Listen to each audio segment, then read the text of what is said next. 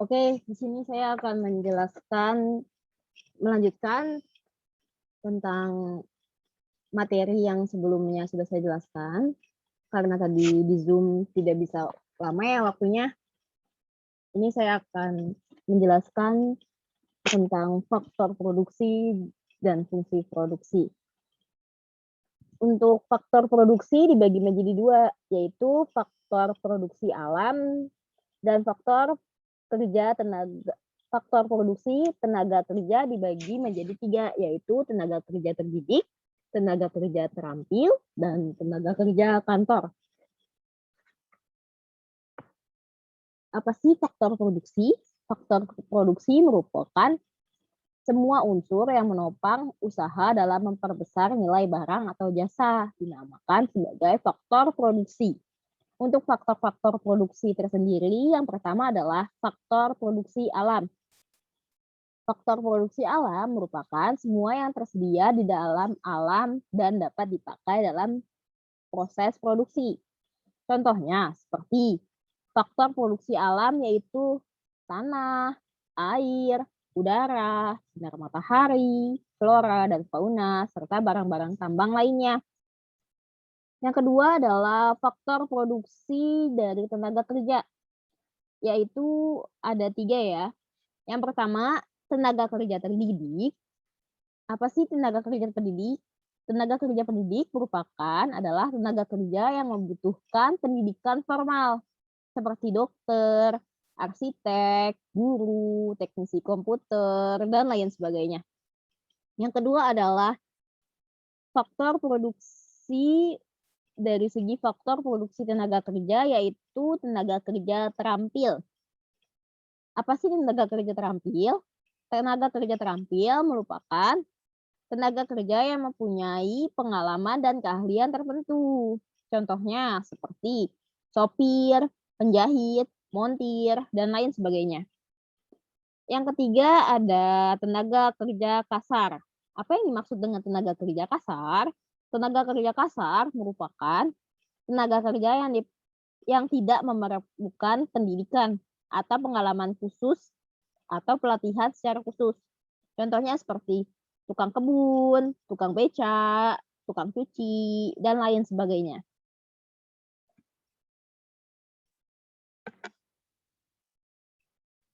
Yang ketiga adalah faktor produksi modal.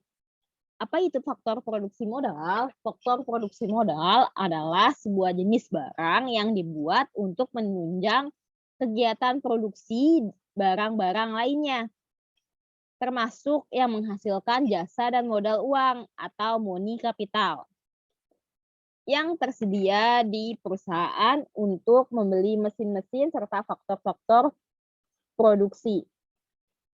Dana yang digunakan untuk membeli barang-barang modal dan faktor produksi lainnya disebut modal uang atau money capital.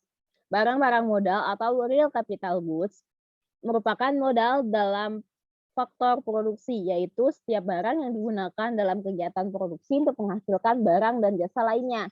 Contohnya seperti mesin, pembangkit tenaga listrik, gedung, jalan raya, gudang, serta peralatan yang lainnya. Proses produksi tidak langsung atau indirect production menghasilkan barang-barang modal. Selanjutnya ada fungsi produksi.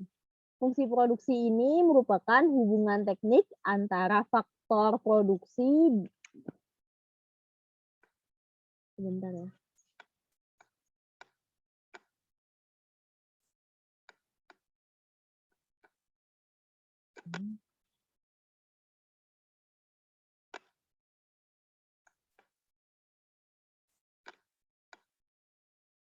Untuk fungsi produksi yaitu hubungan teknik antara faktor produk dan hasil produk yang akan menunjukkan jumlah barang produksi tersebut tergantung pada jumlah faktor produksi. Di sini ada rumus untuk menghitung fungsi produksi. Q sama dengan F tanda kurung R, L, C, T. Tutup kurung. Apa sih yang dimaksud dengan Q, F, R, L, C, dan T? Q merupakan kuantiti atau jumlah barang yang dihasilkan. Sedangkan F merupakan function atau simbol persamaan. Sedangkan R merupakan resources atau kekayaan alam. Sedangkan C merupakan kapital atau modal. Untuk T merupakan teknologi dan L merupakan labor atau tenaga kerja.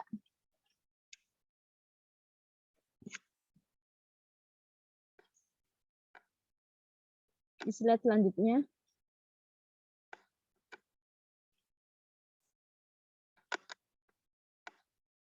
Di slide selanjutnya ini kita akan menjelaskan tentang perilaku produksi yang mengutamakan kepentingan rakyat.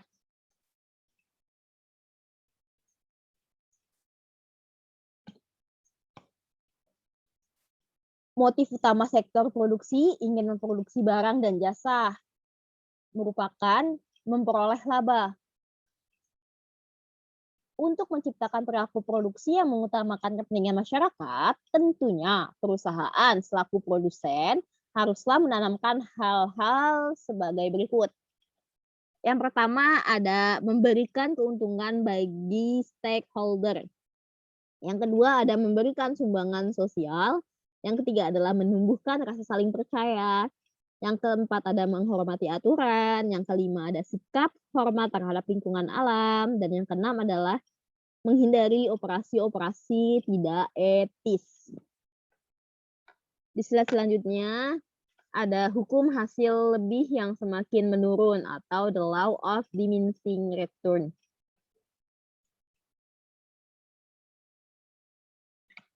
Hasil penelitian David Ricardo merupakan seorang ahli ekonomi yang terkenal dari Inggris, mengemukakan tentang salah satu kaidah ekonomi yaitu hukum hasil lebih yang berkurang atau the law of diminishing return. Menurut David, jika kita menambahkan terus-menerus salah satu unit input dalam jumlahnya yang sama, sedangkan input yang lainnya tetap, maka mula-mula akan terjadi tambahan output yang lebih daripada proporsionalnya atau increasing returns. Tapi pada titik tertentu, hasil lebih yang kita akan peroleh akan semakin berkurang atau disebut sebagai diminishing return.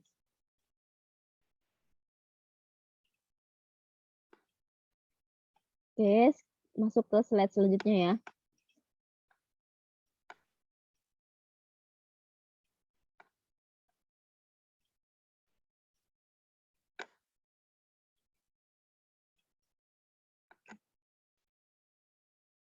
Masuk ke PowerPoint selanjutnya.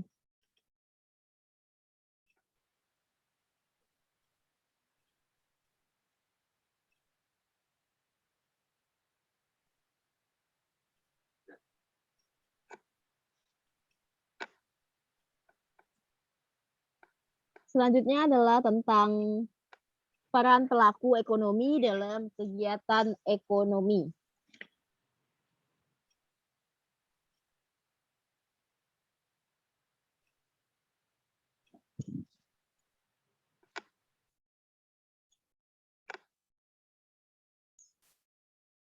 Pengertian konsumsi adalah kegiatan mengurangi atau menghabiskan secara berangsur nilai guna dari suatu barang tersebut dan jasa. Oleh karena itu, barang dan jasa yang dikonsumsi memiliki nilai guna dan manfaatnya sendiri. Untuk pelaku ekonomi adalah seorang individu, kelompok, ataupun lembaga, atau disebut sebagai organisasi yang ikut aktif dalam melakukan kegiatan perekonomiannya, baik itu kegiatan produksi, distribusi, maupun konsumsi.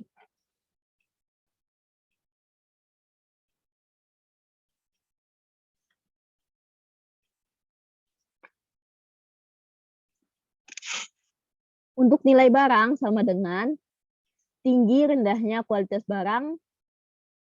Di sini adalah macam-macam nilai. Nilai pakai dibagi menjadi dua, yaitu nilai pakai objektif dan subjektif. Objektif itu merupakan nilai atau kualitas dari barang tersebut. Tapi untuk subjektif itu merupakan penilaian dari, eee, pendapat kita sendiri. Misalnya, kita berpendapat barang tersebut bagus, seperti itu, walaupun kualitasnya belum tentu bagus, gitu ya. Bisa ya bedakan antara objektif dan subjektif. Yang kedua adalah nilai tukar dibagi menjadi 2 macam, yaitu nilai tukar objektif dan nilai tukar subjektif. Yang tiga adalah paradoks nilai, yaitu barang yang sama tapi punya penentangan penilaian. Di slide selanjutnya adalah apa peran perilaku ekonomi. Di sini peran perilaku ekonomi ini dibagi menjadi 4. Yang pertama, rumah tangga keluarga. Yang kedua, masyarakat luar negeri. Yang ketiga, perusahaan. Dan yang keempat, pemerintah. Rumah tangga keluarga. Rumah tangga keluarga adalah perilaku ekonomi dengan cakupan lingkungan terkecil yang terdiri dari ayah, ibu, dan anak. Namun, terdapat juga individu yang bukan dari keluarga tersebut yang dapat dikatakan sebagai anggota keluarga karena terlibat dalam kegiatan ekonomi di dalam keluarga tersebut seperti kakek, nenek, saudara, ataupun pembantu.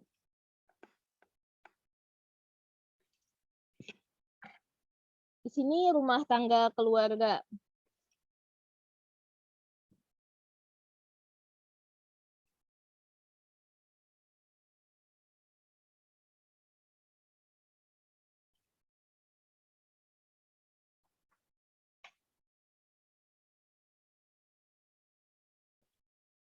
Untuk rumah tangga atau keluarga yang A adalah rumah tangga keluarga sebagai produsen. Yaitu rumah tangga keluarga yang bisa dikatakan sebagai produsen jika rumah tangga tersebut dapat mampu menghasilkan suatu barang atau jasa untuk memenuhi kebutuhan para konsumen.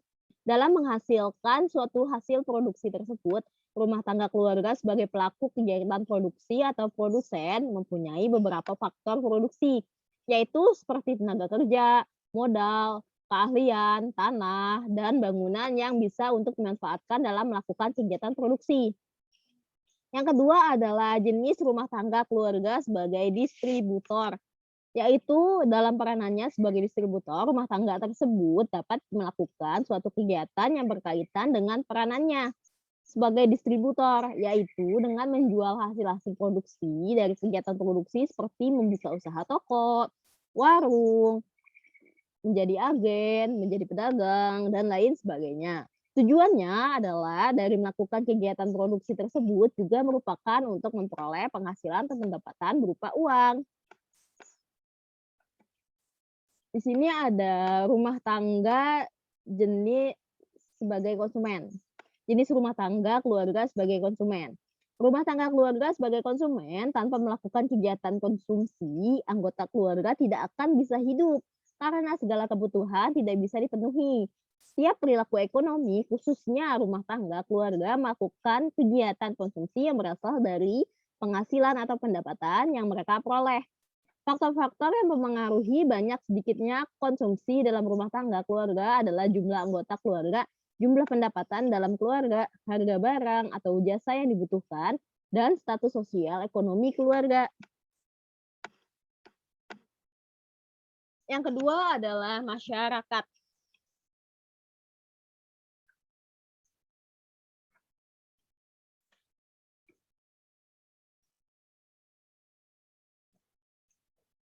Untuk masyarakat merupakan pelaku ekonomi yang cakupan lingkupannya lebih besar daripada rumah tangga keluarga. Masyarakat sebagai pelaku ekonomi juga memiliki peran dan fungsi dalam kegiatan ekonomi dari suatu negara.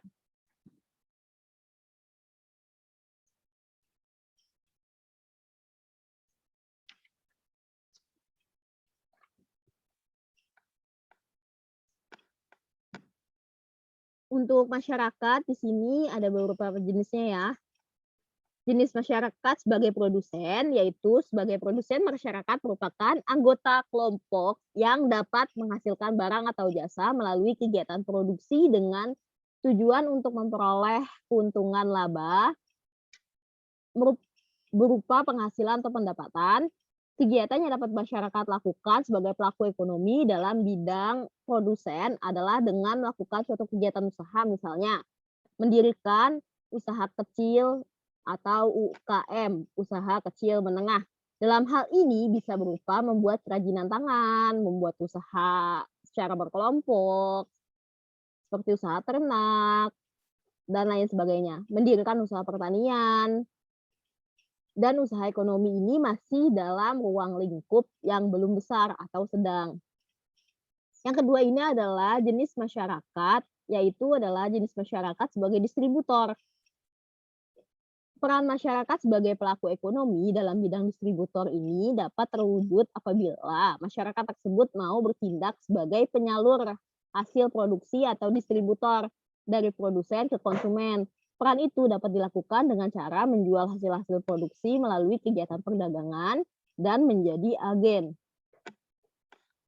Yang ketiga adalah masyarakat sebagai konsumen, yaitu sebagai konsumen kelompok masyarakat pasti membutuhkan barang atau jasa untuk memenuhi kebutuhannya dalam rangka menjaga kelangsungan hidupnya, sehingga mereka pun menjadi konsumen dari para produsen yang menawarkan hasil-hasil produksinya.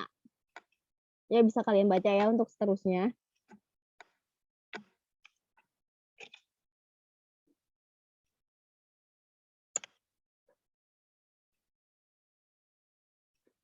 Yang ketiga adalah perusahaan.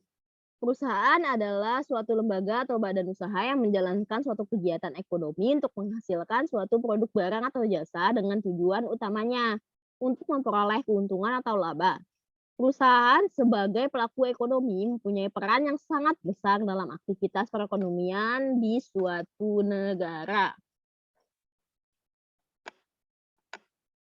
Untuk peran perusahaan itu sendiri dibagi menjadi 3, yaitu peran perusahaan sebagai produsen, peran perusahaan sebagai distributor, dan peran perusahaan sebagai konsumen.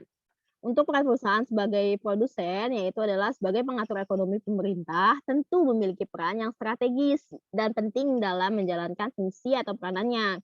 Salah satunya yaitu ada peranan yaitu mengatur perekonomian negara sehingga tercipta stabilitas ekonomi yang seimbang agar tidak merugikan masyarakat.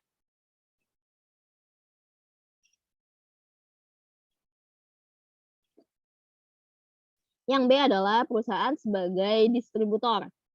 Perusahaan berperan sebagai distributor memiliki peran sebagai distributor apabila produk yang dihasilkan oleh suatu perusahaan tidak laku di pasaran, maka suatu perusahaan akan mengalami kerugian atau kebangkrutan. Oleh karena itu, mereka juga harus berperan sebagai distributor atau penyalur hasil produksi agar produknya tersebut sampai kepada konsumen. Yang ketiga adalah peran perusahaan sebagai konsumen. Di sini perusahaan juga memiliki peran yang berarti sebagai pelaku ekonomi dalam bidang konsumsi. Namun, begitu kegiatan konsumsi yang dilakukan oleh para perusahaan biasanya berkaitan erat dengan kegiatan produksi yang dilakukan oleh perusahaan tersebut. Tentunya sebelum produk atau perusahaan itu mendistribusikannya, pasti produk tersebut akan dicoba atau diuji coba oleh perusahaan tersebut. Apakah produk tersebut aman, baik dari segi kualitas, dan lain sebagainya ya.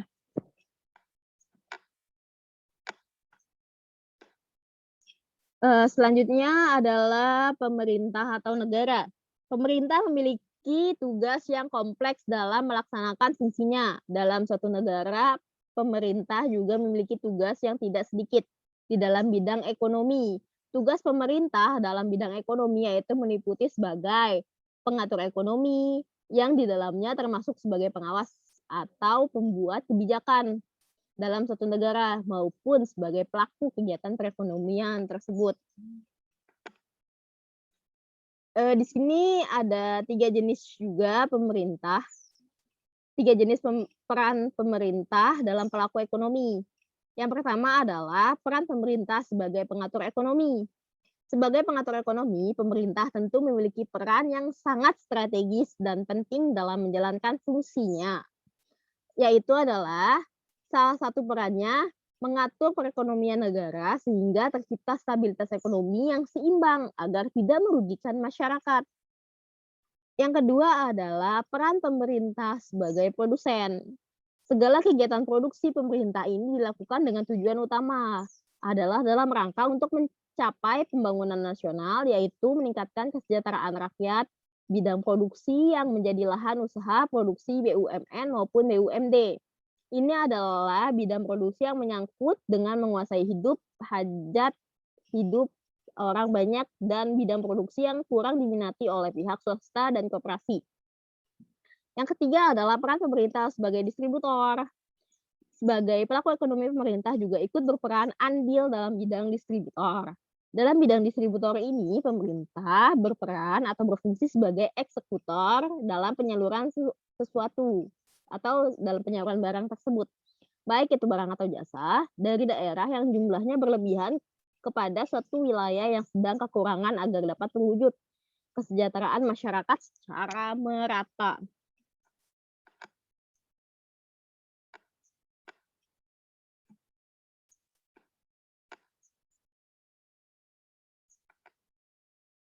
Oke, ini tugas untuk pertemuan hari ini. Yang pertama adalah jelaskan bunyi hukum Gosen yang dikemukakan oleh Henry Gosen. Tadi sudah saya paparkan ya di slide sebelumnya, dan sudah saya jelaskan juga. Yang kedua adalah jelaskan faktor-faktor yang mempengaruhi penilaian dan ekspektasi konsumen terhadap suatu barang menurut Vincent Gasper.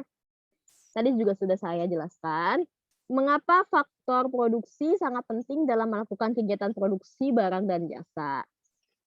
Yang selanjutnya adalah jelaskan bentuk pendapatan rumah tangga tanggal sebagai pelaku ekonomi. Jelaskan bentuk pendapatan rumah tangga sebagai pelaku ekonomi. Yang keempat adalah apa yang dimaksud dengan faktor produksi alam dan faktor produksi tenaga kerja. Jelaskan dan berikan contohnya. Dikerjakan jawabannya ditulis atau diketik di Word ya, bukan dalam bentuk PPT. Dan dikumpulkan di classroom ekonomi bisnis. Sudah paham ya? Ada yang ingin mau ditanyakan?